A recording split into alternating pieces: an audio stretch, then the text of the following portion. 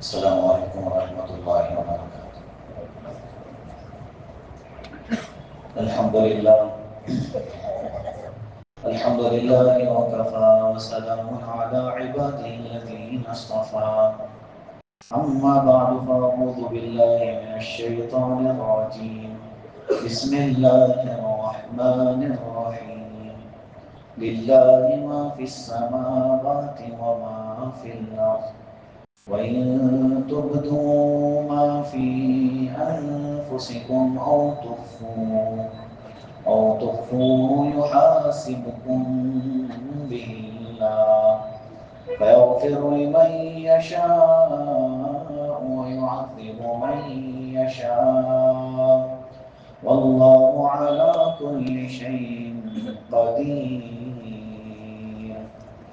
آمن الرسول بما أنزل إليه من ربه والمؤمنون كل آمن بالله وملائكته وكتبه ورسله لا نفرق بين أحد من رسله وقالوا سمعنا وأطعنا غفرانك ربنا وإليك المصير لا يكلف الله نفسا إلا وسعها لها ما كسبت وعليها ما اكتسبت ربنا لا تؤاخذنا إن نسينا أو أخطأنا ربنا ولا تحمل علينا إصرا كما حملته على الذين من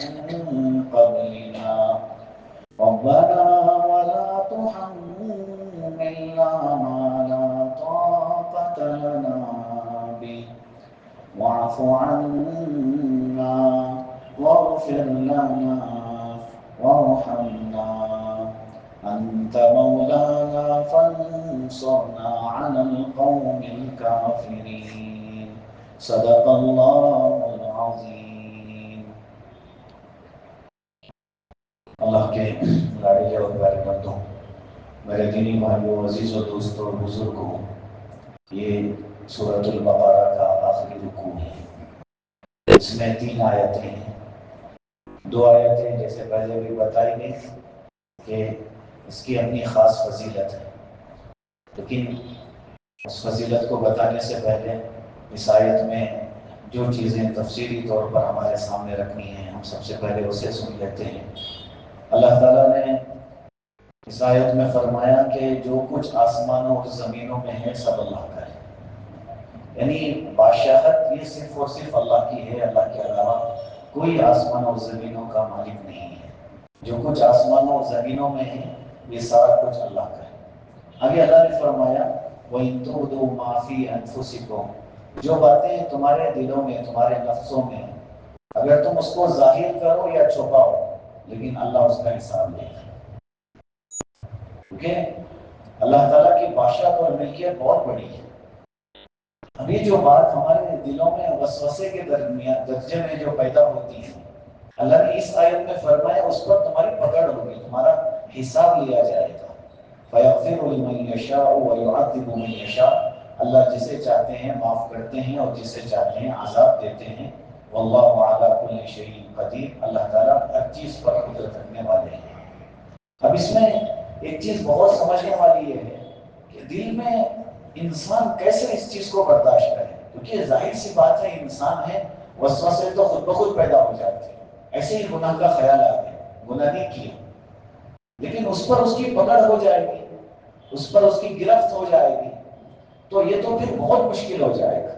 حضرت صحابہ رضی اللہ عنہ نے جب یہ سنا تو وہ پریشان ہو گئے، کہا اللہ کی طرف سے بہت سارے احکام آئے، رسول اللہ نماز کا حکم دیا، جہاد کا حکم دیا، حج کا حکم دیا، ہر کام ہم کر رہے ہیں، لیکن نفس کے وسوسے پر ہم کیسے قابو پائیں؟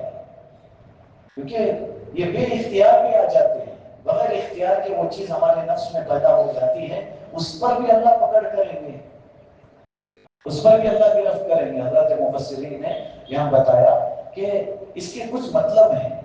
سب سے پہلی بات یہ ہے کہ ایک وہ چیز ہے جس کا تعلق صرف عقیدے سے ہے، یعنی نفس سے ہے، وہ صرف دل میں رکھی جانے والی چیز ہے.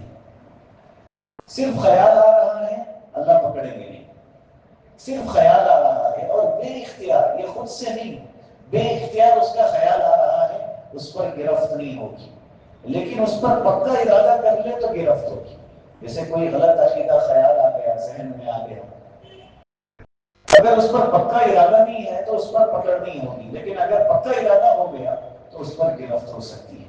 دوسری بات حضرات مفسرین نے یہ بتایا کہ بعض چیزوں کا تعلق صرف ارادے سے ہوتا ہے، زبان سے اس کا کوئی تعلق نہیں ہے. وہ زبان سے ادا نہ کرے اس وقت تک اس کی پکڑ نہیں ہوتی. جب تک وہ زبان سے اس کا اظہار نہ کرے یا اپنے عمل سے اس کا اظہار نہ کرے. جیسے ایک انسان کا دل میں ارادہ ہو گیا کہ میں آج قتل کروں گا، اس قتل کے ارادے پر اس کی پکڑ نہیں ہوگی. اگر اس نے قتل کر دیا پھر اس کی پکڑ ہوگی. زنا کا ارادہ یہ غلط ارادہ ہے، لیکن جب وہ اس پر عمل کر لے گا تب جا کے اس کی گرفت ہوگی. حضرت مفسرین نے فرمایا اس آیت میں یہ سمجھانا مقصود ہے کہ جو خود اختیار کر کے کر رہا ہے، جو خود اختیار کر کے کوشش کر کے اس کام کو پورا کرنے کا جسے اختیار دیا گیا ہے وہ کر رہا ہے، اس پر اللہ کی پکڑ ہوگی. جو اس کے اختیار میں نہیں ہے، جیسے نیند کی حالت میں یہ اپنے آپ میں کچھ بکنے لگا، یہ اس کے اختیار کی چیز نہیں ہے، اس پر اس کی پکڑ نہیں ہوگی. ایک انسان کو ایسی بیماری آ گئی ہے، جیسے مثال کے طور پر کہ اس کا ہاتھ حرکت کرتے جاتا ہے، اسے جا کر بھی وہ روک نہیں پاتا، تو اس کا یہ اختیار نہیں ہے کہ وہ ہاتھ کو روک سکے. اب اس کے ہاتھ کے حرکت کرنے میں اس کی کوئی غلطی نہیں ہے، کوئی قصور نہیں ہے، اسے وہ بیماری لگی ہوئی ہے. ایسے ہی کوئی چیز بے اختیاری طور پر انسان سے صادر ہو جاتی ہے، نکل رہی ہے، تو پھر اس پر مواخذہ نہیں ہوگا. آگے صحابہ نے جب یہ سنا تو رسول اللہ کے پاس آ کر صحابہ نے تقاضا رکھا کہ رسول اللہ پھر تو مشکل ہو جائے گی، دل میں وسوسہ پیدا ہوا، اللہ پکڑ کر لیں گے، یہ تو مشکل ہو جائے گی. رسول اللہ صلی اللہ علیہ وسلم نے فرمایا تم بھی یہودیوں کی طرح کر رہے ہو. یہودی کو جب کوئی بات سمجھ میں نہیں آتی تھی وہ کہتے ہیں ہم تو سن لیا ہے لیکن عمل نہیں کریں گے، نافرمانی کریں گے. تم ایسا مت کرنا، بلکہ جو تم سن رہے ہو حکم اللہ کا ہے، بات اللہ کی ہے، بس یہ کہنا کہ ہم مان لیں گے. اب اسے آپ یہ مت کہنا کہ ہم نافرمانی کریں گے بلکہ ہم اطاعت کریں گے، یہ تمہارا جملہ ہونا چاہیے. رسول اللہ صلی اللہ علیہ وسلم پر آیت اتار کے اللہ کے رسول کے صفات کو اللہ نے خود بیان کیا کہ یہ جو رسول صلی اللہ علیہ وسلم ہیں، یہ جو کچھ ان کے رب کی طرف سے ان پر نازل ہوا ہے اس پر یقین رکھتے ہیں، اعتقاد رکھتے ہیں. اور والمؤمنون، اللہ نے ایمان والوں کی بھی قید لگائی. ایمان والے بھی وہ ہوتے ہیں کہ جو کچھ رسول اللہ صلی اللہ علیہ وسلم پر نازل ہوا ہے ان ساری چیزوں پر وہ ایمان رکھتے ہیں، اعتقاد رکھتے ہیں. اور آگے فرمایا کل آمن باللہ وملائکتہ وکتبہ ورسلہ، اور سب کے سب ان کا جو اعتقاد رکھنے والے ہیں یہ ساروں کا اعتقاد اللہ پر بھی ہے، فرشتوں پر بھی ہے، اس کی کتابوں پر بھی ہے، اس کے رسولوں پر بھی ہے. یہاں جا کے ہمارا ایمان مکمل ہوتا ہے. ہمیں اللہ پر بھی ایمان لانا ہوگا، اس کی کتابوں پر بھی ایمان لانا ہوگا، اس کے فرشتوں پر بھی ایمان لانا ہوگا، اور اس کے تمام رسولوں پر ایمان لانا ہوگا. یہ ہماری شریعت ہے. اس میں کوئی یہ کہے کہ میں فلاں نبی کو نہیں مانتا تو پھر اس کا ایمان ادھورا ہو جائے گا، وہ مکمل ایمان والا نہیں رہے گا. فرشتوں میں مجھے سارے فرشتے ٹھیک ہیں لیکن میں فلاں فرشتے کو نہیں مانتا، اس کا ایمان ادھورا رہ جاتا ہے. کتابوں میں آسمانی کتابوں پر سارے کتابوں پر ایمان لانا ضروری ہے، کسی کتاب کا انکار کرنے کی ہماری شریعت میں اجازت نہیں دی گئی ہے. اسی لیے اللہ نے آگے فرمایا لا نفرق بین احد من الرسل، کہ ہم اس کے پیغمبروں میں سے کسی میں تفریق نہیں کرتے، کوئی فرق نہیں. سارے نبیوں کو ہم اللہ کے رسول مانتے ہیں، اللہ کے نبی مانتے ہیں، ہم کسی میں فرق نہیں کرتے کہ ہم فلاں کو نہیں مانتے، یہ ہمارا جملہ نہیں ہے. اور آگے اللہ نے فرمایا وقالوا، اور ان سب نے یوں کہا. صحابہ جب یہ سننے لگے نا تو انہوں نے فوراً ایک جملہ کہا سمعنا واطعنا، ہم نے سنا بھی اور ہم نے اطاعت بھی کی، ہم اللہ کی نافرمانی کرنے والوں میں سے نہیں. بار بار یہ جملہ صحابہ دہرانے لگے. اللہ نے فرمایا ان سب نے یوں کہا کہ ہم نے ارشاد کو سنا بھی اور خوشی سے اسے مانا بھی. پھر آگے اللہ سے کی کہنے لگے غفرانک ربنا، ہمارے رب ہم آپ سے بخشش چاہتے ہیں. یہ صحابہ کے صفات میں سے تھے. تھوڑا سا خیال پیدا ہو گیا کہ وسوسے پر اگر پکڑ ہو جائے تو پھر مشکل ہو جائے گی، لیکن صحابہ نے پھر آگے جا کے کہا کہ نہیں، اللہ تو اللہ ہے، وہ جو چاہے کر سکتے ہیں. اس لیے صحابہ نے کہا ہم سنتے بھی ہیں اور ہم مانتے بھی ہیں، ہم نے مان لیا ہے اور اللہ آپ سے ہم معافی بھی چاہتے ہیں، اور وَإِلَيْكَ الْمَصِيرُ کے فرمایا اللہ مرنے کے بعد آپ کے پاس ہی لوٹ کر آنا ہے۔ ہماری جو آخرت کا مسئلہ ہے وہ وہی ہے، آپ کے پاس ہی، آپ کو چھوڑ کے کہاں جائیں گے، ہمیں لوٹ کر آنا تو اسی جگہ میں۔ اس کے بعد اللہ نے آسانی بتائی، انسان کے اختیار میں کیا ہے، بے اختیار میں کیا ہے، پکڑ کس پر ہوگی۔ آگے اللہ نے فرمایا لا یکلف اللہ نفسا الا وسعها، اللہ نے فرمایا اللہ تعالیٰ کسی شخص کو اس کی طاقت سے زیادہ ذمہ دار نہیں بناتے، اس کی طاقت سے زیادہ کوئی چیز اس پر ڈالتے نہیں ہے۔ یہ جو چیز سوچی جا رہی ہے کہ یہ ہماری طاقت سے باہر ہے، اللہ نہیں ڈالتے۔ لا یکلف اللہ نفسا الا وسعها، اللہ تعالیٰ نے فرمایا کہ اللہ تعالیٰ انسان پر، نفس پر اس کی طاقت سے، اس کی وسعت سے زیادہ مکلف نہیں بناتے، اسے کسی چیز کی تکلیف نہیں دیتے۔ جو وہ کر سکتا ہے وہی چیز اللہ اس کے ذمہ ڈالتے ہیں۔ اور آگے فرمایا اللہ نے لہا ما کسبت وعلیہا ما اکتسبت، مگر جو اس کو ثواب بھی اسی کا ملے گا جو ارادے سے کرے گا۔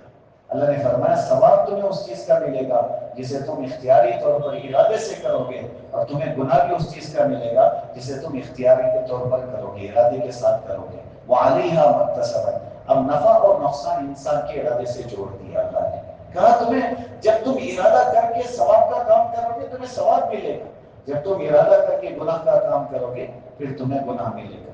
پھر اللہ نے بعض دعائیں بھی سکھائی، اس آیت کے آخری میں جو دعائیں پڑھی جاتی ہیں یہ خود اللہ نے ایمان والوں کو سکھایا۔ اللہ نے فرمایا کہو ربنا لا تؤاخذنا ان نسینا او اخطانا، اے ہمارے رب جو بھول چوک ہم سے ہو جائے اس پر ہماری گرفت مت فرمانا، ہماری پکڑ مت فرمانا۔ یہ بڑی پیاری دعائیں ہیں۔ علماء نے لکھا ہے جب بندہ یہ کہتا ہے، یا صحابہ نے جب یہ کہا تو اللہ نے فرمایا ہاں میں نے تمہاری دعا سن لی ہے، تمہارے بھول چوک پر تمہاری گرفت نہیں کروں گا۔ نعم، اللہ نے کہا ٹھیک ہے تم سے بھول چوک ہو جائے تو اس پر ہم گرفت نہیں کریں گے، اسی لیے یہ دعا ہمیں یاد کر لینی چاہیے۔ اللہ نے فرمایا ربنا لا تؤاخذنا ان نسینا واخطانا، ربنا اللہ اے ہمارے رب ہماری گرفت مت کرنا، ہماری پکڑ مت کرنا ان چیزوں میں جو ہماری بھول اور چوک ہو جائے، اس میں ہماری گرفت مت کرنا۔ اور آگے اللہ نے دوسری چیز بتائی ربنا اے ہمارے رب ولا تحمل علينا اصرا كما حملته على الذين من قبلنا، ہم پر کوئی سخت حکم نہ بھیجیے۔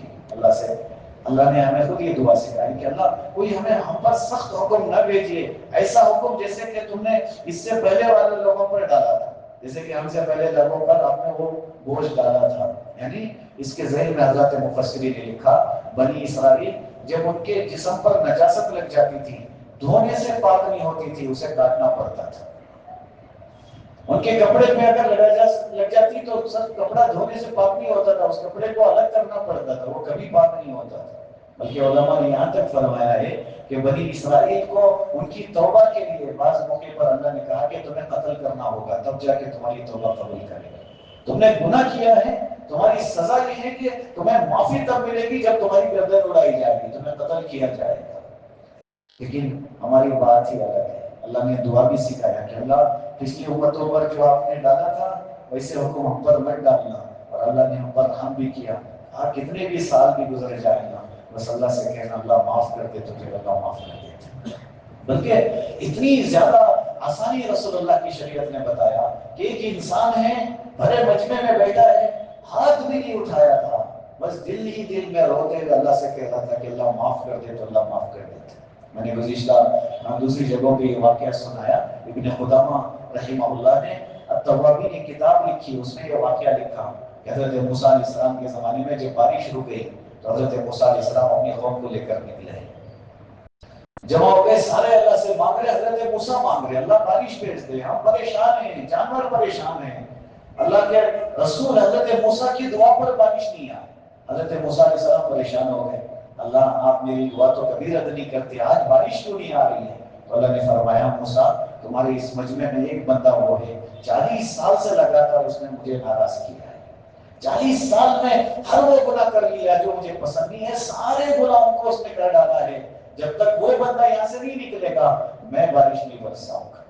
حضرت موسیٰ علیہ السلام نے اعلان کیا کہ بھائی نکل جائے یہاں سے ورنہ سارے مشکل میں آ جائیں۔ میرے بھائیوں میں ایک بات بتاتا ہوں، ہم ہمیشہ کیا سوچتے ہیں میرے گناہوں کا اثر مجھے پہ پڑتا ہے، کسی کو نقصان نہیں ہوگا. دیکھو جب ہم گناہ کرتے ہیں انسان تو انسان، جانور کو بھی ہم اس سے پریشانی ہوتی ہے، زمین کو پریشانی ہوتی ہے، ہم سے ٹکرانے والے فضاؤں کو اس سے تکلیف ہوتی ہے.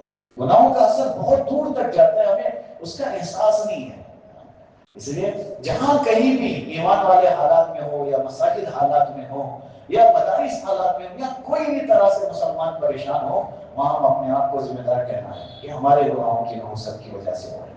آج بھی بہت ساری مسجدیں، قریب میں کسی مسجد کو 15 دن کے لیے بتایا گیا ہے کہ 15 دن کے بعد شہید کیا جائے گا. کسی مسجد کے بارے میں کہا گیا کہ 25 دن کے بعد ہمارے ملک کی باتیں بتا کر انہیں آپ کو، اور کئی ساری مسجدیں جن کو بند کر دیا گیا ہے. یہ سب حالت ہمارے گناہوں کی وجہ سے ہو رہے ہیں. جملے عمل کو سوچ لیں، بیت المقدس پہ کیسے حالات گزر گئے، کتنی زیادہ تکلیفیں انہوں نے برداشت کی. یہ سب ہمارے گناہوں کی نحوست سے ہوا ہے. حضرت موسیٰ علیہ السلام کو اللہ نے کہا اسے نکلنا ہوگا یہاں سے. حضرت موسیٰ علیہ السلام اعلان کیے جا رہے ہیں. وہ بندہ وہاں بیٹھے وہ پہچان گیا کہ میں ہی ہوں. اس میں سے کون ہو سکتا ہے؟ میں میری حالت جانتا ہوں، 40 سال سے نافرمانی میں نے ہی کی ہے. لیکن حضرت موسیٰ علیہ السلام ابھی دیکھ رہے کون ہے جو اٹھ کر جائے گا. اللہ نے بارش بھیج دیا. کوئی اٹھ کے نہیں گیا تھا، بارش آ گئی. حضرت موسیٰ علیہ السلام اللہ سے کہنے لگے اللہ بارش آ گئی ہے لیکن کوئی اٹھا نہیں. تو اللہ نے فرمایا موسیٰ جس کی وجہ سے روکا تھا اسی کی وجہ سے بھیجا ہے. جو سبب بنا تھا بارش کے رکنے کا وہی سبب بنا ہے بارش کے آنے کا. کہا اللہ ماجرا کیا ہے؟ اللہ نے بتایا کہ موسیٰ جب میں نے تمہیں کہا کہ وہ اس سے نکلنا ہوگا اور تم نے اعلان کیا، وہ تمہارے میں بیٹھا ہوا وہ انسان جو اپنے آپ کو ایک کپڑے میں اپنا چہرہ چھپا کے کہتے اللہ 40 سال سے کرتے آیا لیکن آج تک بتایا نہیں. سب سے چھپایا تو نہیں تھا، کسی کو نہیں بتایا.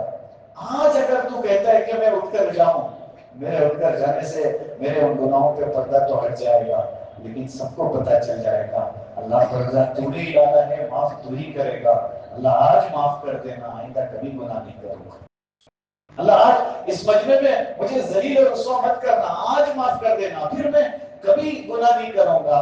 موسیٰ اس نے توبہ ہی ایسی کی ہے، مجھے بڑا پسند آیا تو میں نے بارش بھیج دی. حضرت موسیٰ علیہ السلام نے فرمایا اللہ اسے میں دیکھنا چاہتا ہوں، مجھے دکھا دو کہ وہ کون ہے. اللہ نے فرمایا موسیٰ اگر اسے دکھا دیا تو پھر اس کا پردہ کہاں رہا. اگر اسے دکھا دیا، وہ کہتے اللہ کسی کو مت دکھا، اگر میں نے دکھا دیا کہ یہ ہے، اگر تمہیں بھی دکھا دیا تو پھر اس نے جو دعا مانگی ہے اس کو میں نے جو قبول کیا ہے اس کا مطلب بگڑ جائے گا. کہا نہیں، وہ صرف مجھے پتا ہے اور میں نے اسے معاف کر دیا تو تمہیں بھی نہیں بتاؤں گا. یہ اللہ کی ذات ہے. اللہ نے ہم پر یہ مہربانی کی ہے کہ ہم معافی مانگیں گے تو اللہ معاف کر دے.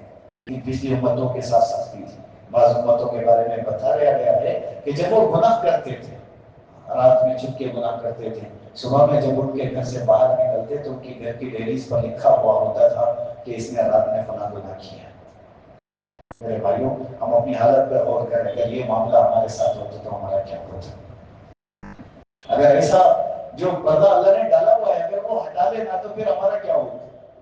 اس لیے علماء نے تقوی کے سلسلے میں ایک بات لکھی ہے، کہا نیکی کرنا یہ تقوی ہے لیکن اصل تقوی گناہوں سے بچنا ہے. اصل میں متقی وہ ہے جو اپنے آپ کو گناہوں سے بچاتا ہے. نیکی تو انسان ماحول میں بھی آ کر لے گا لیکن گناہوں کو تنہائی میں جا کے گناہوں سے جو بچتا ہے وہ صحیح معنوں میں تقوی والا ہوتا ہے، متقی ہوتا ہے. اللہ نے فرمایا اللہ نے ہمیں خود وہ دعا سکھائی کہ اے ہمارے رب ہماری وہ حکم ہم پر، ویسے سخت حکم ہم پر مت بھیجیے جو پچھلے لوگوں پر پچھلے امتوں پر جو بار آپ نے بھیجا تھا، جو بڑے سخت احکام آپ نے بھیجے تھے. پھر اللہ نے آگے فرمایا ربنا ولا تحملنا ما لا طاقت لنا به. اے اللہ اے ہمارے رب ہم پر کوئی ایسا بوجھ، ایسا بار دنیا و آخرت کا دونوں کا ایسا کوئی بوجھ نہ ڈالیے جس کو ہم اٹھا نہیں سکتے، جس کو ہم برداشت نہیں کر سکتے. یہ دعا دنیا کے لیے بھی آخرت کے لیے.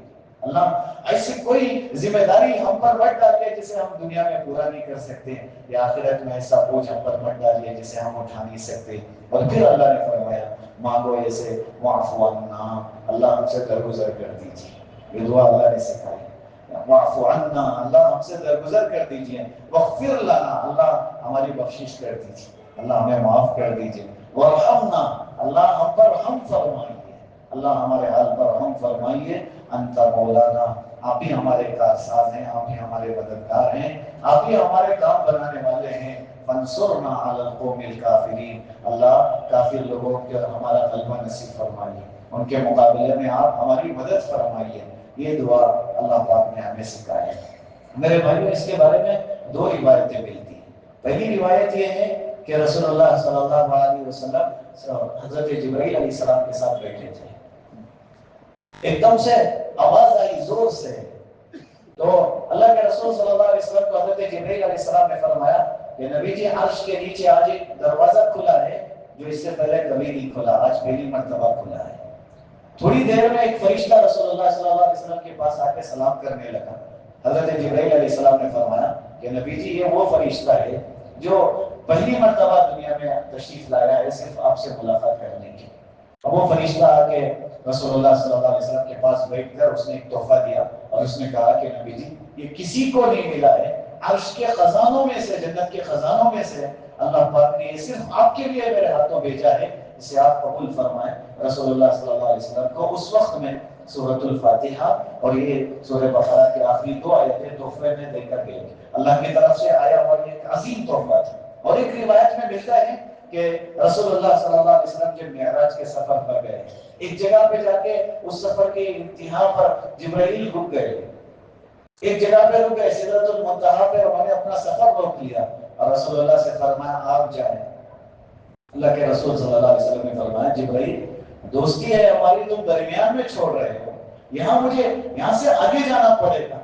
حضرت جبرائیل علیہ السلام نے فرمایا کہ نبی جی، قدم تو بہت دور کی بات ہو گئی، اگر پر بھی داخل ہوگا نا پھر وہ جل جائے گا، اس سے آگے سوائے آپ کے کوئی نہیں جا سکتا، صرف آپ جا رہے ہیں، آپ جائیں گے، یہ آپ کا مقام ہے۔ حضرت جبرائیل علیہ السلام واپس ہو گئے، رسول اللہ صلی اللہ علیہ وسلم نے جا کے اللہ سے بات کی۔ سورہ نجم میں اللہ نے اسے بڑی وضاحت سے پیش کیا، سارا منظر اللہ نے پیش کیا۔ واپسی پر رسول اللہ صلی اللہ علیہ وسلم 3 تحفوں کے ساتھ واپس آئے۔ علماء نے لکھا ہے کہ سب سے پہلا تحفہ تھا، اللہ نے رسول اللہ صلی اللہ علیہ وسلم کو دیتے ہوئے فرمایا کہ نبی جی، آپ کی امت میں کوئی بھی بندہ اگر وہ شرک سے بچ جائے، اس کے بڑے بڑے گناہ بھی میں معاف کر دوں گا۔ اگر وہ شرک سے بچ جاتا ہے، بڑے بڑے گناہ میں معاف کر دوں گا۔ میرے بھائیوں، ہمیں سوچنا ہوگا، ایک دھاگا بن کے ہم سوچتے ہیں کہ یہ دھاگا ہماری حفاظت کر لے گا، ہم شرک کر رہے ہوتے ہیں۔ دکانوں میں عجیب عجیب چیزیں لٹکا کے ہم سوچ رہے ہوتے ہیں کہ اس سے خیر و برکت آ جائے گی، ہم شرک کر رہے ہوتے ہیں۔ گاڑی پہ لوگ دھاگا باندھ کے سوچ رہے ہوتے ہیں کہ یہ ہماری حفاظت کرے گا، ہم شرک کو صرف مزاروں پہ جا کے سجدہ کرنے کو سوچ لیتے ہیں۔ بہت ساری چیزیں ہیں شرک میں داخل، بہت ساری چیزیں ہیں، بلکہ ایک جگہ تو یہاں تک بتایا گیا کہ کوئی ریاکاری کر رہا ہے، دکھاوا کر رہا ہے، وہ بھی شرک کا ایک حصہ ہے۔ شرک سے بچنا بہت ضروری ہے۔ اللہ نے تحفتاً رسول اللہ کو یہ دیا کہ ہاں، بڑے بڑے گناہ کیے ہوں گے لیکن میں اسے معاف کر دوں گا، لیکن شرک کو معاف نہیں کروں گا، یہ آپ کی امت کو پہنچا دیں۔ رسول اللہ نے لا کے پہنچایا۔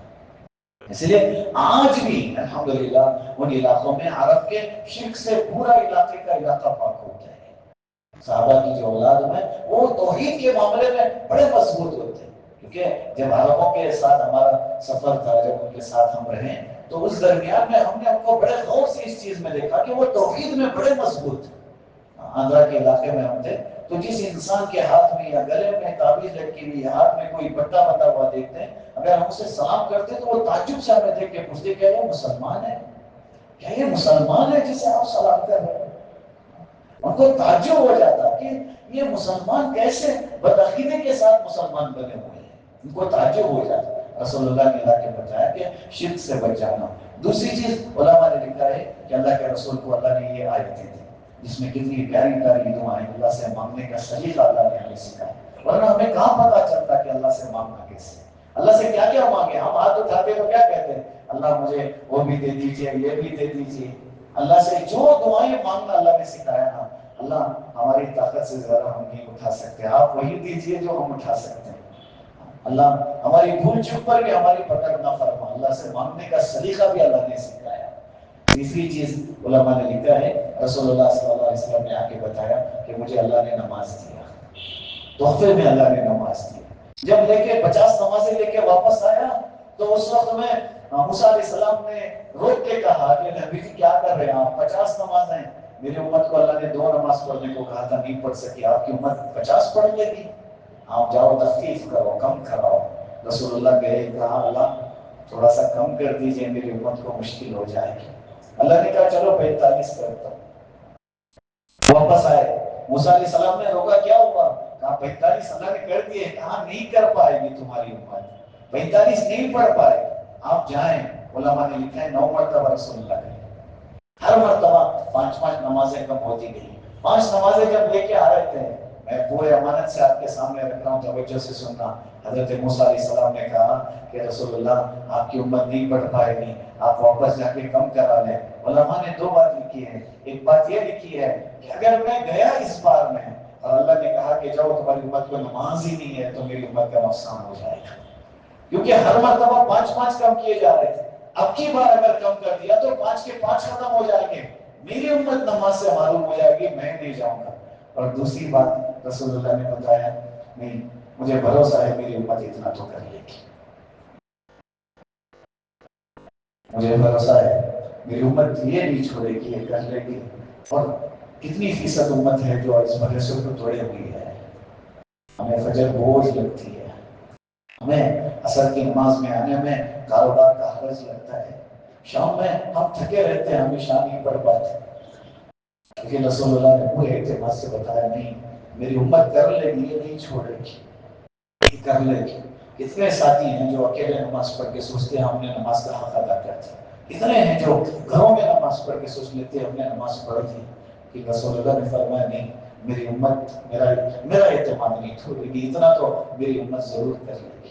اور صحابہ نے کیا، جب لا کے رسول اللہ نے دیا تو صحابہ نے نبھایا پوری طریقے سے، موت کے آخری وقتوں میں بھی نماز نہیں چھوڑی، اور رسول اللہ نے کر کے بتایا۔ اللہ کے رسول صلی اللہ علیہ وسلم 2 صحابہ کے سہارے مسجد میں آ رہے ہیں، پیر بھی پورے زمین پہ نہیں بیٹھتے تھے، گھسیٹتے ہوئے رسول اللہ مسجد میں آ کے جماعت کے ساتھ نماز پڑھ رہے تھے۔ یہ وہ نبی ہے جو نماز کا تحفہ لے کر آئے تھے، ان کی وہ ماننے والی امت وہ نماز چھوڑ کے کہتی ہے ہم نبی سے بڑی محبت کرتے ہیں، ہم نبی کا کوئی حکم نہیں چھوڑتے، ہم نبی سے بڑی عقیدت رکھنے والے ہیں، ہمیں نبی سے بڑی محبت ہے، لیکن نماز کا کیا حال ہے؟ دوسری چیزوں کا ہم غور کریں گے، لیکن سب سے پہلے تو ہم نماز کے بارے میں سوچیں نا۔ دیکھو اب ایک ہفتے میں اگلی جمعہ میں ممکن ہے چاند نظر آ جائے، یا ہفتے کو چاند نظر آ جائے، ساری مسجدیں بھر جاتی ہیں، ہر مسجدیں جگہ ناکافی ہو جاتی ہے، ہر نماز میں لوگوں کو صفیں خالی نہیں ملتی، لڑ پڑ جاتے ہیں لوگ، لیکن پھر اس کے بعد پھر دوبارہ مسجدیں خالی ہو جاتی ہیں، پھر دوبارہ وہی موت، اور رمضان کے آنے تک انتظار کر رہے ہوتے ہیں۔ اللہ کے رسول نے صرف رمضان کے لیے اعتماد نہیں بتایا تھا، اللہ کے رسول نے یہ نہیں کہا تھا کہ میری امت رمضان میں کر لے گی، میری امت اتنا تو ضرور کر لے گی۔ اس لیے صحابہ نے فرض تو فرض، نفل نماز ایسے پڑھی کہ تیر لگی تو بھی نہیں چھوڑا، تیر لگی خون بہ رہا ہے لیکن نفل سے سلام نہیں پھیرے تھے۔ کہا اللہ کے سامنے میں نے سورۃ الکہف پڑھنا شروع کر دیا تھا، اس سے پہلے رکوع کرنا اچھا نہیں لگا تو میں نے سلام نہیں توڑا، میں نے لگات نہیں توڑی، میں نے پوری پڑھی۔ میرے بھائیوں کی نہ آتے نہ سے آگے تو ہم پڑھنے کی تیاری نہیں ہے، اتنی چھوٹی صورتوں میں جیسے کوئی بوجھ ہے ہمارے سر سے جسے ہٹانا چاہتے ہیں۔ اتنے لوگ ہیں جو پہلے آ کے مسجد میں نماز کا انتظام کرتے ہیں، اتنے لوگ ہیں جو نماز کے بعد بھی کافی دیر تک مسجد میں بیٹھ جاتے ہیں، ہمیں بھاگنا ہوتا ہے، سلام پھیرنے کے دن ہم اللہ کے گھر کو چھوڑنے میں بھاگنے میں لگے ہوئے ہیں۔ اللہ کے رسول نے بڑے اعتماد سے بتایا کہ نہیں میری امت ضرور کرے گی، مجھے اتنا تو بھروسہ ہے، اور اللہ کے رسول یہ تحفہ لے کر آئے تھے۔ یہ 3 تحفے جس میں آج جو تفسیر ہم نے کی ہے پڑھی ہے، یہ آیتیں بھی رسول اللہ صلی اللہ علیہ وسلم معراج سے لا کر اللہ کے رسول نے دیا، جس میں اللہ کے رسول کے صفات بھی ہیں، صحابہ نے جو کہا وہ بھی ہیں، اور اللہ کی طرف سے۔ اس لیے ہر ایمان والے کو یہ حق بنتا ہے کہ اسے یاد کریں۔ فضیلت کے اعتبار سے رسول اللہ صلی اللہ علیہ وسلم نے فرمایا کہ جو بندہ رات میں اسے پڑھ لے، جو بندہ رات میں اسے پڑھ لے، وہ اس رات کے لیے اسے وہ آیتیں کافی ہو جائیں گی۔ کیا مطلب ہے اس کا؟ حضرات مفسرین نے 2 مطلب لکھے۔ کہا مصروفیت ایسی تھی کہ ذکر و اذکار کر نہیں سکے، صبح سے کوئی زیادہ عمل نہیں کر سکے، یا بہت کچھ عمل کرنا باقی تھا، رات میں تھکان بہت زیادہ ہے، بس یہ 2 آیتیں پڑھ لیں، ان سارے چیزوں کا ثواب اللہ ان 2 آیتوں میں دے دے گا۔ دوسری بات حضرات مفسرین نے یہ لکھا کہ جب کوئی رات میں یہ پڑھ لے گا، ساری رات کے لیے ہر مصیبت سے، ہر پریشانی سے، ہر غلط چیز سے اللہ تعالیٰ اس کی حفاظت کر لے گا۔ اور حضرت علی رضی اللہ تعالیٰ اور دیگر صحابہ کہتے ہیں وہ بہت ہی جو بھی جس کے اندر تھوڑی بھی عقل ہوگی نا، وہ رات کو ان آیتوں کو پڑھے بغیر سوئے گا نہیں. صحابہ کہتے ہیں ان آیتوں کو پڑھے بغیر سوئے گا نہیں جس میں ذری بھی عقل ہوگی. اس لیے میرے بھائیوں ان آیتوں کو یاد کرنے کی کوشش کریں. یہ بڑی فضیلت والی آیتیں ہیں. الحمدللہ بہت لمبا عرصہ تفسیر میں الحمدللہ ہمارا چلا. سورہ فاتحہ کی ایک ایک آیت سے ہم نے یہ سلسلہ شروع کیا تھا. آج اللہ کے فضل سے سورۃ البقرہ اختتام ہوا. یہ قرآن پاک کی وہ سورت ہے جو سب سے بڑی سورت ہے. 280 پر 6 آیتیں اس میں ہیں الحمدللہ. اور ان پوری آیتوں کی تفسیر ہم نے ترتیب بار الحمدللہ آج ہم نے اسے اختتام تک پہنچایا ہے. جتنی اس میں باتیں آپ تک پہنچانی تھی امانتاً وہ پہنچانے کی ہم نے کوشش کی ہے. جو بھی غلطی کوتاہی ہو گئی اللہ ہمیں معاف فرمائے. اس مضمون کو آپ حضرات کے سامنے رکھتے ہوئے بظاہر کبھی آپ کو لگا ہو کہ کوئی سخت جملہ بھی ہم نے استعمال کر لیا ہو یا ٹھیس بھی پہنچائی ہو, اللہ کے لیے آپ کو بھی معاف کریں. کیونکہ امانتاً وہ ساری چیزیں بہت سارے احکامات علماء نے سورۃ البقرہ کے سلسلے میں لکھا ہے کہ سب سے زیادہ احکام حکم اللہ کے اسی سورت میں. اسی لیے بہت سارے مسائل ہمارے سامنے الحمدللہ, طلاق کے, نکاح کے, دودھ پلانے کے, وراثت کے, بہت سارے سود کے, صدقہ کے, یہ سارے احکامات الحمدللہ ہم نے اس صورت میں سنا ہے اور ہم نے سنایا ہے. اللہ سے دعا ہے اللہ تعالیٰ ہمیں اخلاص کے ساتھ عمل کرنے کی توفیق نصیب فرمائے. مزید ایک اعلان یہ ہے کیونکہ اگلی جمعہ شعبان کی 29 تاریخ ہوتی ہے. وہ 29 تاریخ کو یوم الشک بولتے ہیں. چاند نظر آنے کا امکان ہے کہ نظر آ جائے. چاند نظر آتے ہی فوراً ہمیں تراویح شروع کرنی ہے, ہم رمضان میں داخل ہو جاتے ہیں.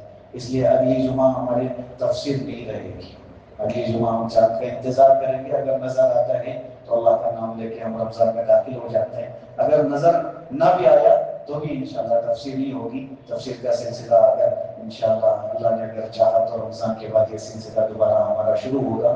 آپ ساتھیوں کا بھی پہلے تو اللہ رب العزت کا دل کی گہرائیوں سے شکر ہے, پھر آپ کا شکر ہے کہ آپ لوگ بڑے اہتمام سے آتے ہیں. الحمدللہ بڑے اہتمام سے آپ نے شرکت کی. اور ساتھی تو شروع سے موجود ہیں اور ہر مرتبہ اپنے ساتھیوں کو لے کر آتے ہیں. اللہ سے دعا ہے اللہ تعالیٰ حضرات کو جزائے خیر نصیب فرمائے. میں اللہ سے دعا بھی کرتا ہوں ہماری اس مسجد میں مزید ترقی اللہ نصیب فرمائے.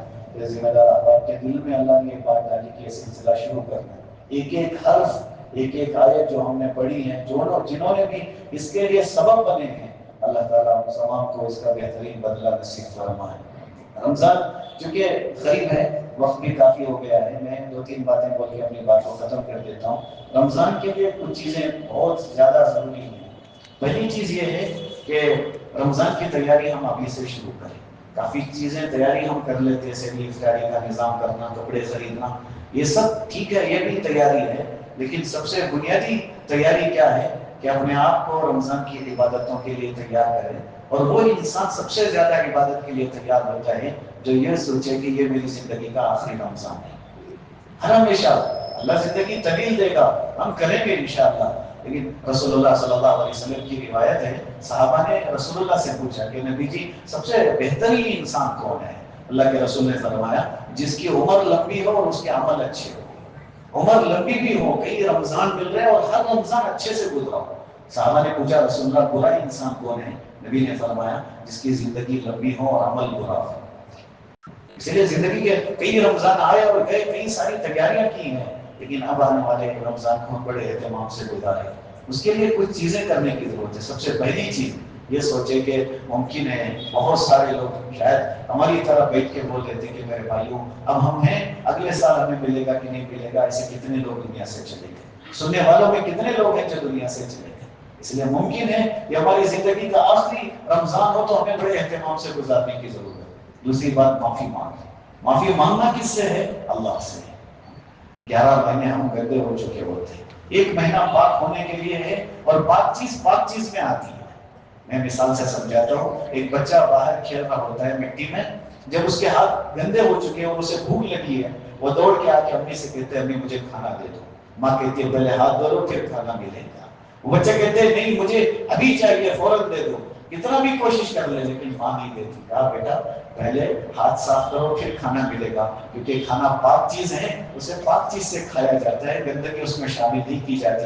11 مہینے ہم گندے ہو چکے ہیں. اگر اللہ کی رحمتیں اور برکتیں لوٹنے کے لیے اسی گندگی کے ساتھ رمضان میں داخل ہوں گے تو اللہ کی وہ انعامات ہمیں نہیں مل پائیں گے، اس لیے ابھی سے معافی مانگنا ہوگا۔ دوسری چیز رسول اللہ صلی اللہ علیہ وسلم کی امت کے لیے، ہمارے اور آپ کے لیے استقبال رمضان میں یہ چیز میں آپ کے سامنے رکھ رہا ہوں کہ بندوں سے بھی معافی مانگ لیں۔ کچھ فرق نہیں پڑتا جب ہم معافی مانگ لیں، کچھ فرق نہیں پڑتا۔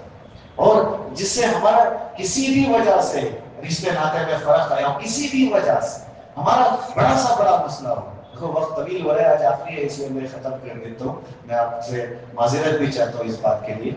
اللہ کے رسول صلی اللہ علیہ وسلم کے ایک صحابی حضرت ابو بکر صدیق رضی اللہ تعالیٰ، کون نہیں جانتے ان کے بارے میں، ان کے ایک رشتے کے بھائی تھے، نام مصباح بن اساسہ ایسا نام لکھا ہوا ہے، وہ بھی صحابی تھے۔ حضرت عائشہ رضی اللہ عنہا پہ تہمت لگی، منافقوں نے تہمت لگائی حضرت ابو بکر کی بیٹی پر، اس میں بعض صحابہ بھی شامل ہو گئے جنہوں نے بھی کچھ الفاظ کا استعمال کر لیا، اس میں یہ بھی تھے، حضرت ابو بکر کے بھائی بھی تھے، اور یہ غریب تھے، حضرت ابو بکر ان کا خرچہ چلایا کرتے تھے، حضرت ابو بکر ان کے گھر کا خرچہ دیا کرتے تھے، ان کے دیکھ بھال کیا کرتے تھے۔ انہوں نے بھی حضرت عائشہ کی بیٹی کے، حضرت عائشہ رضی اللہ عنہ کے بارے میں انہوں نے بھی کچھ جملہ استعمال کیا تھا، اور ایسا حضرت ابو بکر کو ٹھیس پہنچ گئی۔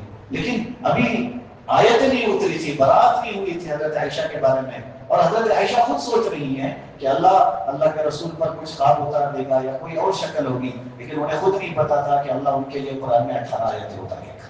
اللہ نے 18 آیتیں اتاری۔ حضرت عائشہ خود پریشان ہو گئی، رونے لگی کہ اللہ میرے لیے، حضرت یوسف پہ تہمت لگی تو آیتیں نہیں اتری تھی، بچے کو گواہ بنایا تھا، لیکن جب میرا مسئلہ آیا تو اللہ نے آیتیں اتار دی، اور قرآن میں قیامت تک کے لیے آیتیں اتار دی۔ جب لوگوں میں ان آیتوں کا اعلان ہوا، سنایا گیا، حضرت ابو بکر صدیق رضی اللہ تعالیٰ نے کہا کہ یہ میرا رشتے کا بھائی تھا، لیکن اس نے میری بیٹی پر تہمت لگائی، میں اس کو آج کے بعد خرچہ نہیں دیتا، چھوڑ دیا۔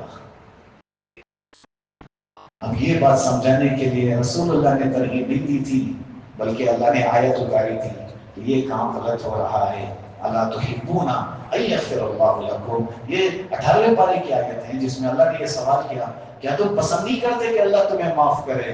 اگر تمہاری یہ چاہت ہے کہ اللہ تمہیں معاف کرے، تمہیں چاہیے کہ تم بندوں کو معاف کرو۔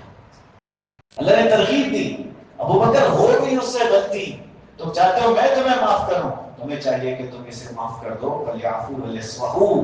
اللہ کہتے ہیں معاف کر دو، درگزر کر دو۔ میرے بھائیو، رمضان سے پہلے کر لینا ہوگا، قرض کا معاملہ ہے، رمضان سے پہلے ختم کریں۔ نماز میں ایک سوئی پیدا کریں، دھیان کے ساتھ نماز پڑھے، جلدی نہ کریں نماز میں ایک سوئی، ہر عمل میں ایک سوئی پیدا کرے۔ بلکہ روایتوں میں یہاں تک ملتا ہے کہ اللہ کے رسول صلی اللہ علیہ وسلم ایک مرتبہ اللہ سے مناجات میں لگے ہوئے تھے، اللہ سے باتیں کر رہے ہیں، دعائیں کر رہے ہیں، پیچھے آہٹ آئی، اللہ کے رسول نے محسوس کیا کوئی آ رہے ہیں، پوچھا کون ہے؟ حضرت عائشہ نے کہا نبی جی میں عائشہ آئی ہوں۔ اللہ کے رسول نے کہا میں نہیں جانتا، میں نہیں جانتا۔ حضرت عائشہ پریشان ہو کے کہنے لگی میں ابو بکر کی بیٹی ہوں۔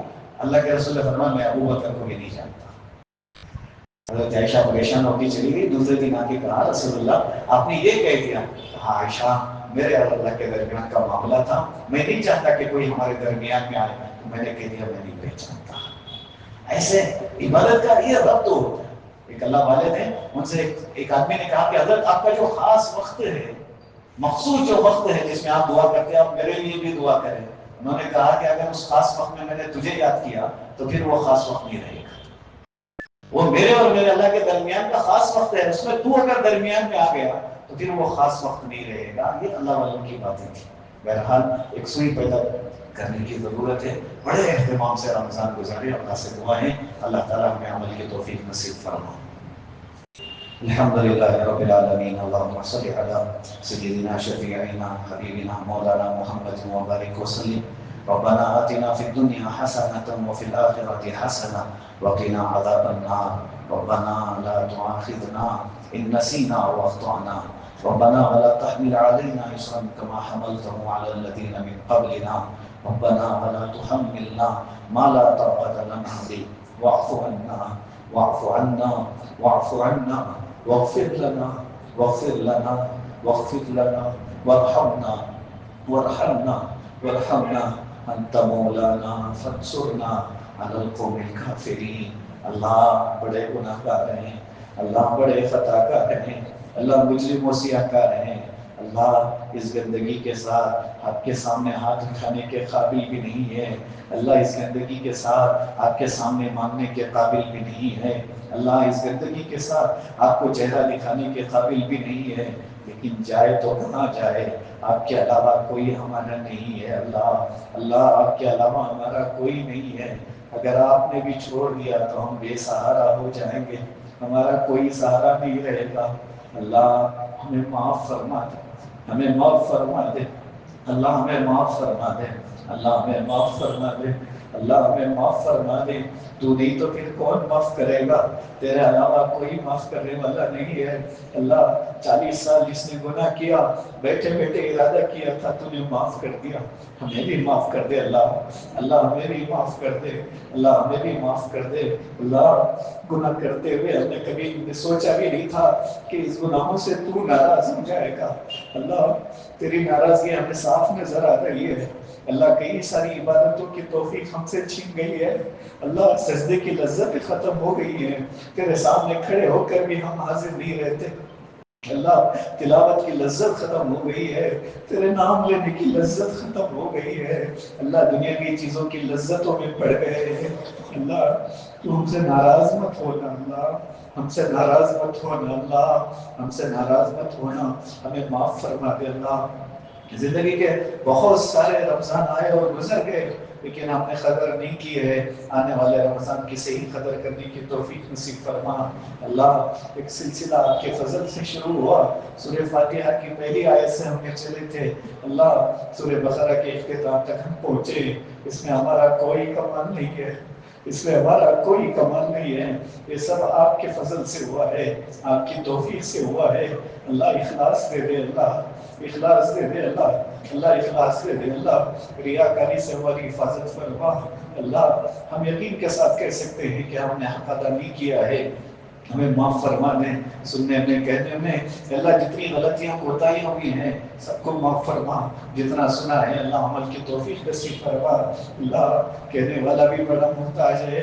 سننے والے بھی محتاج ہیں، عمل کی توفیق تو آپ ہی دیں گے، اللہ عمل کی توفیق نصیب فرما، اللہ جن برائیوں سے بچنے کا آپ نے حکم دیا ان سے بچنے کی توفیق نصیب فرما، جن نیکیوں کا حکم آپ نے دیا ہے ان نیکیوں کو کرنے کی توفیق نصیب فرما، اللہ ان بھائیوں کو قبول فرما، اس مجمع کو قبول فرما، اللہ اس مسجد کے ہر ایک آدمی کو قبول فرما، ہر ایک ساتھی کو قبول فرما، اللہ بڑے اخلاص کے ساتھ یہ نظام چلا اور چل رہا ہے، دیر چلنے کی توفیق نصیب فرما، عافیت کے فیصلے فرما، درگزر کے فیصلے فرما، اللہ امت کی بہت ساری ضرورتیں ہیں آپ ہی پورا کر سکتے ہیں، امت کی ہر ضرورت کو اپنے خزانے غیب سے پوری فرما، دنیاوی اخروی ضرورتوں کو پوری فرما، اللہ ہمیں اخلاص نصیب فرما، عمل والی زندگی نصیب فرما، ہماری دعاؤں کو اپنے فضل سے قبول فرما، جزا اللہ عنا محمد و صلی اللہ علیہ وسلم، سبحان ربک رب العزة عما یصفون وسلام علی المرسلین والحمد للہ رب العالمین.